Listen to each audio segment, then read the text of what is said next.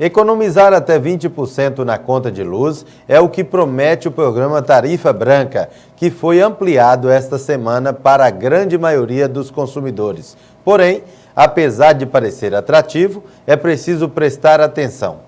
A proposta só é interessante para quem for bem disciplinado nos gastos. Veja na reportagem. A CEMIG já tem disponível os medidores eletrônicos para quem for aderir à tarifa branca.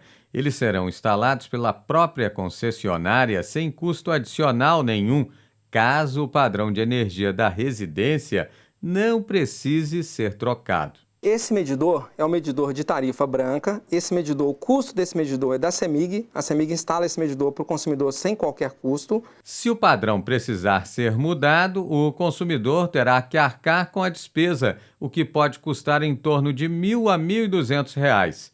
Em Minas, o horário de pico estabelecido pela CEMIG é o que vai das 5 da tarde às 8 da noite. Quem escolher a tarifa branca poderá ter uma redução de até 17% fora do horário de ponta. Mas para economizar, o consumidor deve prestar muita atenção antes de optar pela tarifa branca.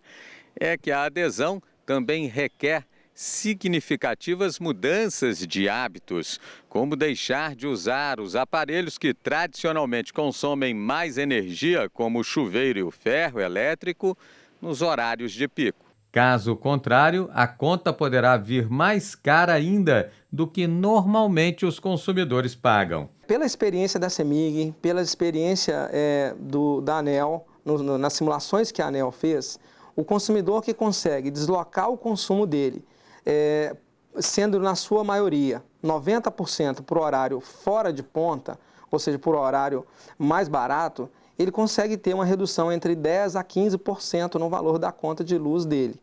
Então, esse é um valor que pode variar muito de consumidor para consumidor, mas se ele, como você disse, se ele for bastante disciplinado, ele pode conseguir ter essa economia. E é bom saber também que a tarifa branca não substitui as bandeiras tarifárias verde, amarela e a vermelha. Bandeira tarifária não tem nada a ver com tarifa branca. Bandeira tarifária é um mecanismo de sinalização para o consumidor de quanto que custa a geração de energia dele. Se ele está usando muita térmica ou se ele está usando menos térmica para atender a energia, e ela é do país inteiro, né? Amanda Sampaio traz agora a previsão do tempo para toda a região sudeste do Brasil. Desta quinta-feira, muitas áreas de instabilidade ainda se espalham sobre o estado de São Paulo, que permanece em alerta para temporais. Também tem risco para chuva forte em praticamente todo o Rio de Janeiro, a região de BH e todo o centro-oeste do estado de Minas Gerais. Já por toda essa faixa que vai de Caratinga até a região de Januária, a situação é de atenção também para a possibilidade de chuva com moderada a forte intensidade, mas que deve ocorrer de forma bem mais isolada. As pancadas de chuva em geral vão acontecer a partir da tarde em praticamente toda a região sudeste do país, que terá um dia marcado por sol forte e muito calor. A região da Grande São Paulo, de Sorocaba e de Bauru deve começar o dia com bastante nebulosidade, poucas aberturas de sol, mas a chuva mesmo só vem entre a tarde e a noite. A chuva já pode começar desde cedo em algumas áreas do oeste do estado de São Paulo, como a região de Presidente Prudente, no Triângulo Mineiro e na região de Paracatu, mas intercalando bons períodos de melhora e a sensação fica de tempo muito abafado sobre esses locais.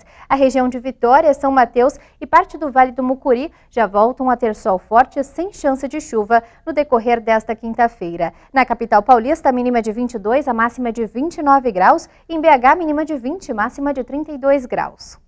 A quinta-feira em Montes Claros será de sol com algumas nuvens e com probabilidade de chuva a qualquer hora. A temperatura deve variar entre 20 e 31 graus. Em instantes, a agência dos Correios é assaltada em Mirabela.